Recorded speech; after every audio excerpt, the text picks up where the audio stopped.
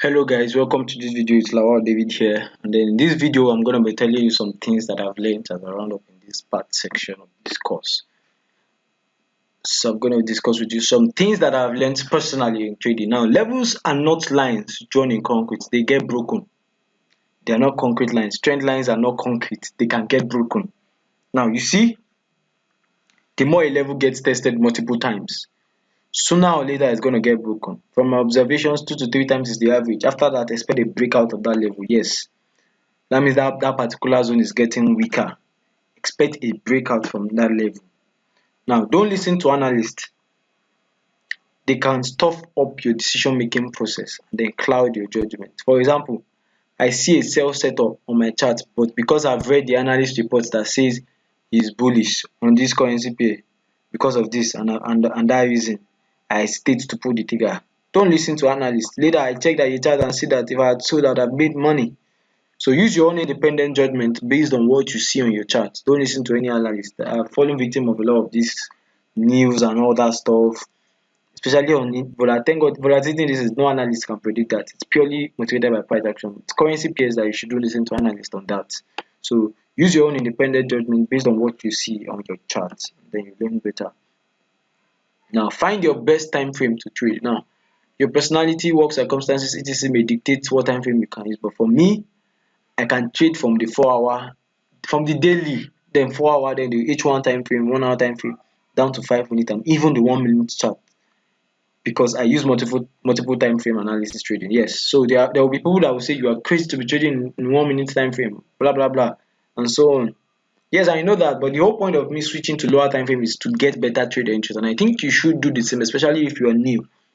You need to get better trade entries, so you don't have to do that. That's my style, so that's what I like. I enjoy trading multiple time frame and going on lower time frames to trade. So if the boss leaves you, don't chase the boss. That means if you don't chase trades, if you miss a trade, forget about it. Don't enter. It's gonna kill you.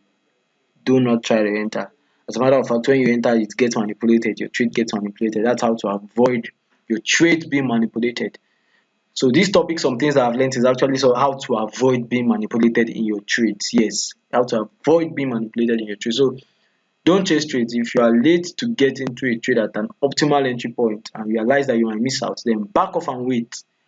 There will always be another opportunity, or you wait for a retrace, retest, pull back, etc., and then you enter. So there will always be an opportunity for you to enter. So don't chase a trade, just wait. There will always be an opportunity. Protect your capital, because that's what you're gonna use to enter more trades. If you don't have any capital to enter a trade, then what are you going to use when you see a good move? If your capital gets blown off, you might not have any money to trade a good move. So keep your capital and then wait for a better opportunity to trade.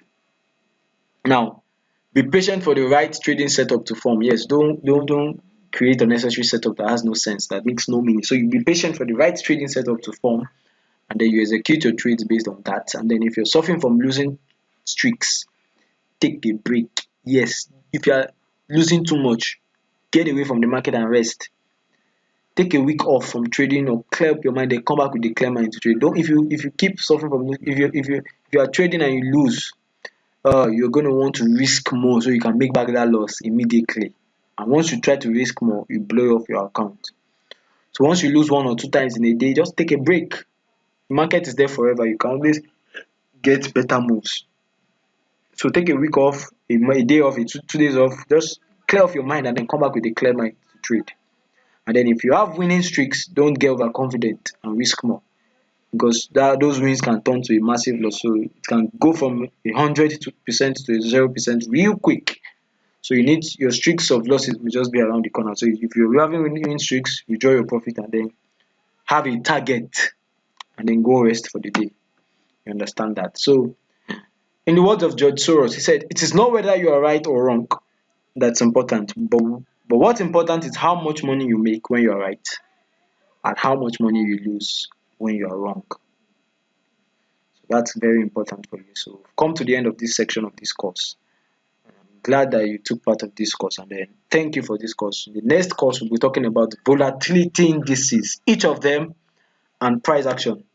In the next course, we'll be talking of each volatility indices and the history of prices.